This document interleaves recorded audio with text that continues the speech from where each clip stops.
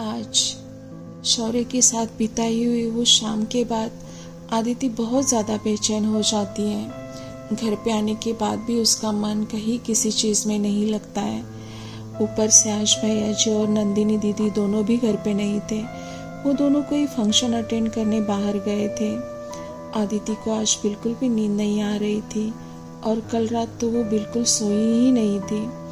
वहाँ से आने के बाद वो बहुत बेचैन हो गई थी। उसके शरीर में एक अजीब सी कश्मकश उसे महसूस हो रही थी।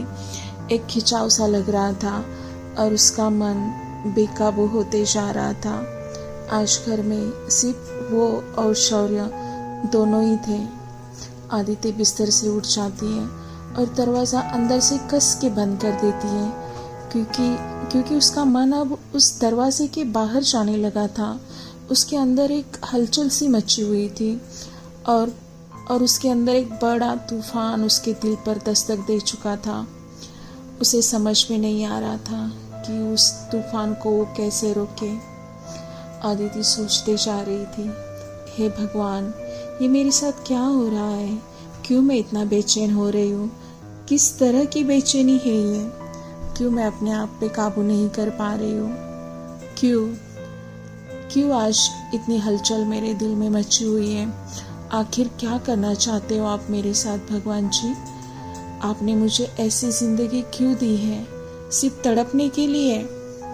और इस तूफान को अब मैं कैसे रोकूं? आप ही कोई रास्ता दिखा दो। उसका मन न जाने क्यों आज बार बार शौर्य की तरफ जा रहा था। शौर्य ने दिया हुआ वो जैकेट उसने अभी भी अपनी छाती से लगाया हुआ था। उस जैकेट की गर्माहट पहले से ज़्यादा तेज़ हुई थी। आज शाम से पहले उसने शौर्य के बारे में कभी ऐसे सोचा नहीं था, या फिर दूर दूर तक कोई ऐसा ख्याल भी उसके मन में छुआ नहीं था। लेकिन आज शाम की वो शौर्य की बातें, उसकी आदिति की तरफ बढ़ती हुई नज़दीकियाँ, उसका स्पर्श, ये सब आदिति को उसकी भावनाओं के साथ उसके शरीर को भी जगाया था। आज वो पल पल बेचैन हो रही थी। उसकी सांसें भी अब तेज होते जा रही थी। धीरे धीरे आदिति अपने आप पे काबू लाने की कोशिश करती है और वो उसमें कामयाब हो जाती है। अब वो पूरी तरह से शांत हो गई थी। वो वहाँ से उठकर फिर से अपने बेड पे चली जाती है और उसका शरीर तो शांत हो गया था, लेकिन उसके विचारों में तेजी से हलचल बढ़ गई थी। वो सोच रही थी, नहीं आदिति, तू ऐसा कभी नहीं सोच सकती। तुम राघव की धर्म पत्नी हो। उसने तो तुम्हें पहले दिन से ही अपना रास्ता खुला करके दिया था। कोई बंधन नहीं था, पूरी छूट दी थी अपना निर्णय लेने के लिए। तब तुम क्यों नहीं गई? क्यों तुमने वो कड़वा घूंट पी लिया? क्यों डर गई थी तुम इतना? बताओ। क्योंकि तुम्हारे मन में आदर्शवाद का पर्दा जो छाया हुआ था। समाज और सोसाइटी के खोखले आदर्शों से तुम दब गई थी। वही एक इस रिश्ते से आज़ाद होने का मौका था तुम्हें। तुमने सारा जहर इसलिए चुपचाप पिया क्योंकि तुम राघव की प्रतिष्ठा को हानि नहीं पहुंचाना चाहती थी। तुम तुम्हारी और अपने परिवार की मान, सम्मान और बदनामी के बारे में सोच रही थी और इसलिए तुमने अपनी भावनाओं को मार डाला था। लेकिन आज वही भावनाएं तुम्हारे ऊपर आज वही भावनाएं तुम्हारे ऊपर हावी हो रही है आदिति। तुम अपने आप पे काबू क्यों नहीं कर पा रही हो?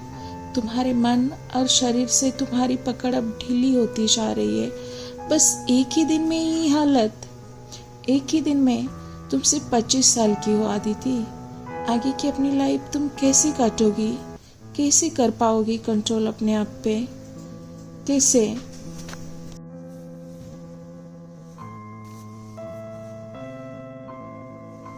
आज शाम का एक वो पल जो उसने शौर्य के साथ बिताया था, वो उसको याद आने लगा। उसका चेहरा अभी भी उसकी आंखों से ओझल नहीं हो रहा था। शौर्य का चेहरा अभी भी उसकी आंखों से ओझल नहीं हो रहा था।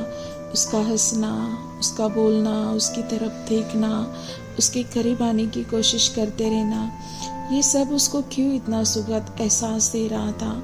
उसका मन शौर्य के इर्द गिर्द ही घूम रहा था और उसकी आत्मा कमज़ोर होती जा रही थी। उसके मन में शौर्य की तरफ एक मैग्नेटिक पुल जैसे खिंचाव आ रहा था। कितना अलग है ना, इन सब से अलग है। इतना वेल एजुकेटेड है लेकिन उतना ही विचारशील, बातों का तो धनी है लेकिन संयम के साथ। इतना अमीर है लेकिन रहन सहन में बिल्कुल सादगी पसंद करता है। आदिति मन ही मन सोच में पड़ जाती है। और राघव, उनका प्यार भी तो ऐसा ही है। अपने सुख के लिए तो वो तड़प रहे हैं, इतने दुख सह रहे, अपना कांटों से भरा रास्ता फूलों से सजाने की कोशिश कर रहे हैं। क्या उनका वो प्यार नहीं है? राघव हमेशा कहते हैं स्त्री पुरुष का प्रेम यानी शिव शक्ति का सहयोग, जिसने विश्व की निर्मित की है। राघव का प्रेम शिव है, मंगल है, लेकिन शक्ति के बिना सूना है। और शौर्य एक परिपूर्ण पुरुष है जिसका प्यार मुझे जीवन का परिपूर्ण दर्शन करा सकता है। आदिति एक गहरी सांस लेती है। वो खुद से ही एक सवाल करती है, अच्छा चलो उन दोनों को भी जाने दो, तुम अब अपना बता दो आदिति। तुम कहती हो ना कि तुम्हें राघव से प्यार है, सच्चा वाला प्यार है। इसका मतलब तुमने उसे गुण और दोष दोनों के साथ स्वीकार किया है ना? तो अभी ये विचार तुम्हारे मन में क्यों आ रहे हैं? शौर्य की तरफ तुम्हारा मन क्यों आकर्षित हो रहा है? क्या तुमने इतनी जल्दी राघव पे गिव अप कर दिया? क्या इतना ही प्यार था तुम्हारा राघव के प्रति? अगर तुम्हारे लिए प्यार की परिभाषा यही है तो तुम फेल हो गई हो, पूरी तरह से फेल हो गई हो इस इम्तिहान में। आदिति, तुम इतनी जल्दी इस रिश्ते पे हार नहीं मान सकती। तुम्हें खुद को संभालना होगा, अपने आप को कंट्रोल में रखना होगा। इस दुनिया में हजारों ऐसी चीज़ें हैं जो तुम्हें आकर्षित कर सकती हैं, बहला सकती हैं, फिसला सकती हैं, लेकिन तुम्हें इन सबको इग्नोर करके आगे बढ़ना होगा। राघव के प्रति अपना 100% लॉयल्टी दिखानी होगी। जो हाथ में है उसे तुम्हें सुंदर बनाना होगा और अपने रिश्ते में चमत्कार लाना होगा। उफ, कितनी गहरी बातें सोच रही हूँ मैं। ये सब सोचने में ही अच्छा लगता है। अगर ये सब बातें सोच में ही अच्छी तो शरीर को बनाया ही क्यों है भगवान ने? सिर्फ तड़पने के लिए? क्योंकि इस तड़पन की वजह से ही शरीर के साथ साथ इंसान का मन भी तो विकृत होते जा रहा है। रात भर तड़पते रहो, आगे की कोई खौफ नहीं है। अगर खुले आसमान के नीचे सोए हो तो आसमान के तारे गिनते रहो। राघव अपनी दवाइयाँ खाकर सो जाते हैं। वो देखते भी नहीं मैं सोई हूँ या नहीं। उन्हें इस चिड़िया की फड़फड़ाहट महसूस भी नहीं होती जिसके पंख काट कर उन्होंने उसको कैद कर दिया है। अगर सच में हम दोनों का मनोमिलन है तो मुझे क्यों नहीं समझते? क्यों दवाइयाँ खाकर सो जाते हैं? क्या उन्हें मेरा दर्द नहीं दिखाई देता? क्या उन्हें मेरी तड़प नहीं समझ आती? या वो देखना ही नहीं चाहते? कितनी इजीली उन्होंने मुझे ऑप्शन देकर बोला ना कि तुम अब आज़ाद हो सकती हो। क्या है एक दूसरे को समझने का सही तरीका है? या मेरी कमजोरी का पता उन्हें पहले से ही था कि कहीं नहीं जाएगी? क्या सच में ऐसा ही होगा? पता नहीं। देखा जाए तो ऐसे कितने सारे एग्जाम्पल्स है इस सो कॉल्ड समाज में जो कि शारीरिक आकर्षण के शिकार हो चुके हैं, जिसको ये सो कॉल्ड समाज व्यभिचार कहता है। युगों से चला आ रहा है ये सब। इतने बड़े तपस्वी विश्वामित्र एक छोटे से पल ने जिनको हम मोह और माया कहते हैं, उनकी तपस्या भंग की थी। अहिल्या भी तो राजवैभव के उछाले से मोहित हो गई थी। इस आकर्षण से कोई अपने आप को नहीं रोक सकता। अगर मैं इस आकर्षण से दूर भागती हूँ तो जो मुझे चाहिए वो मुझे कभी नहीं मिलेगा। अगर शौर्य मुझे चाहता है, मुझे दिल से प्यार करता है, तो क्या मुझे उसका स्वीकार करना चाहिए? नहीं, अभी नहीं, अभी कुछ नहीं हो सकता। मुझे सब नहीं चाहिए, मैं रह सकती हूँ इसके बिना। अब मैं ये सब भूल जाना चाहती हूँ। मुझे आगे बढ़ना होगा। कल ही मैं नंदिनी दीदी से बात करती हूँ और सीधा कानपुर। मुझे नहीं रहना अब यहाँ, नहीं अटके रहना मुझे किसी मोह और माया के बीच। मैं कल ही वापस कानपुर जाऊंगी। आदिति ने अपना मन बना लिया। वो ब्लैंकेट से अपना सर पूरा ढक लेती है और शांति से सो जाती है। आज 2 रातों के बाद आदिति को सुकून से भरी नींद आई थी। सुबह जब भी उसकी आंख खुली तो दरवाजे पे कोई खटखटा रहा था। उसने उठकर दरवाज़ा खोला तो बाहर शौर्य खड़ा था। गुड मॉर्निंग, उसने मुस्कुराते हुए आदिति को कहा। आज मैंने आपके लिए चाय बनाई है, चलिए हम दोनों साथ में चाय पीते हैं। आदिति उसको बोलती है, मैं 5 मिनट में फ्रेश होके आती हूँ, आप तब तक चाय बनाइए। थोड़ी देर के बाद आदिति और शौर्य डाइनिंग टेबल पे चाय पीते हुए दिखाई देते हैं। वाह, आप तो मुझसे अच्छा चाय बनाते हो, बहुत अच्छी चाय बनी है।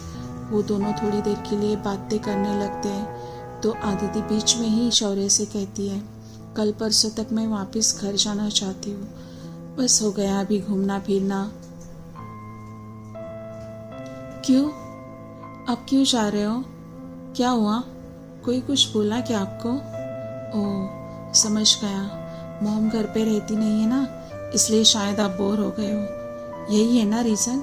सच बताना, शौर्य उदासी के स्वर में आदिति से कहता है।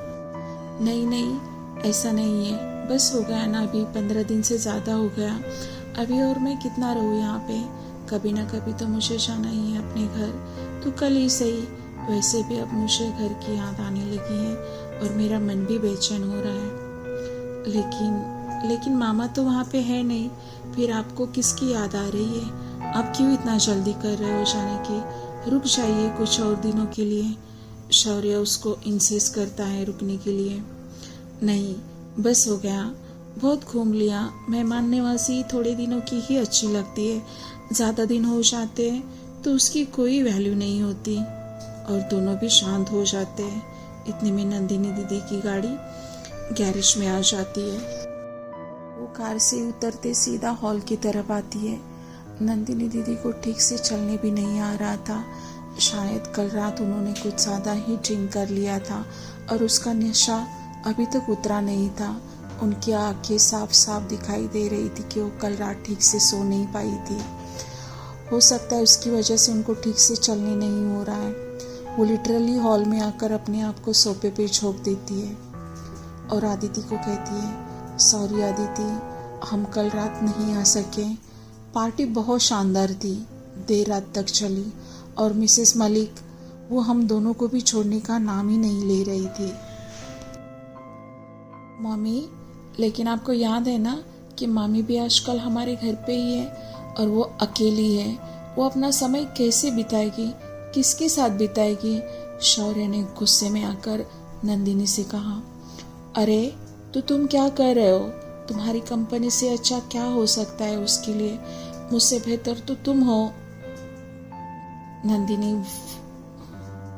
नंदिनी पलट के उसे जवाब देती है।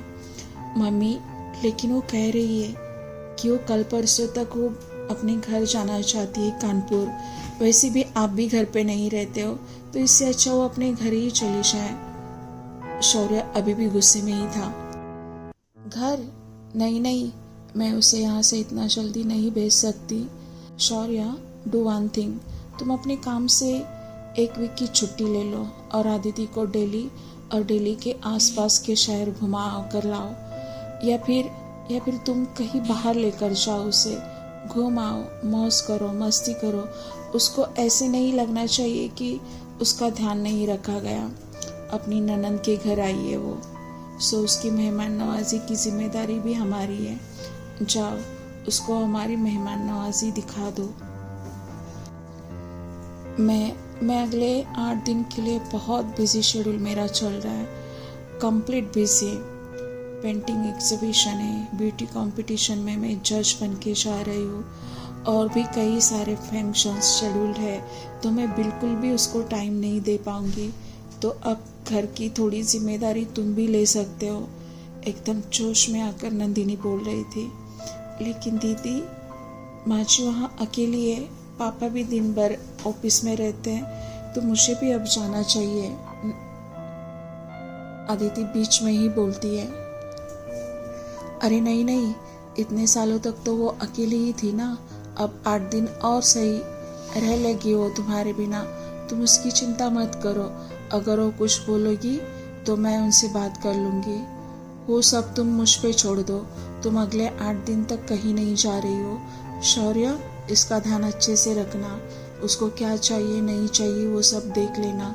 मैं ज़रा ऊपर जाकर सो जाती हूँ, मेरा सिर चकरा रहा है। और हाँ, मेक श्योर कि मुझे कोई पूरे दिन तक डिस्टर्ब ना करे, मुझे मेरी नींद कंप्लीट करनी है, बोलकर नंदिनी ऊपर अपने कमरे की तरफ चले जाती है। लेकिन चलते चलते वो लड़खड़ाती है। शौर्य उसको संभालता है और वो उस कमरे तक लेकर जाता है। आदिति वो दृश्य अपनी आंखों से देख रही थी, एक ऐसा दृश्य जो पूरा उल्टा था। माताएं अपने बिगड़े हुए बच्चों को संभालती है, लेकिन यहाँ तो पूरा का पूरा उल्टा सीन चल रहा था। बच्ची को ही बिगड़ी हुई माँ को ही संभालना पड़ रहा है। अब ये सब अमीरों के चोचले, बेचारा शौर्य, क्या जमाना आया है। और आदिति का मन सच में बहुत ज़्यादा उदास हो जाता है, और वो शौर्य के लिए पूरा फील कर रही होती है।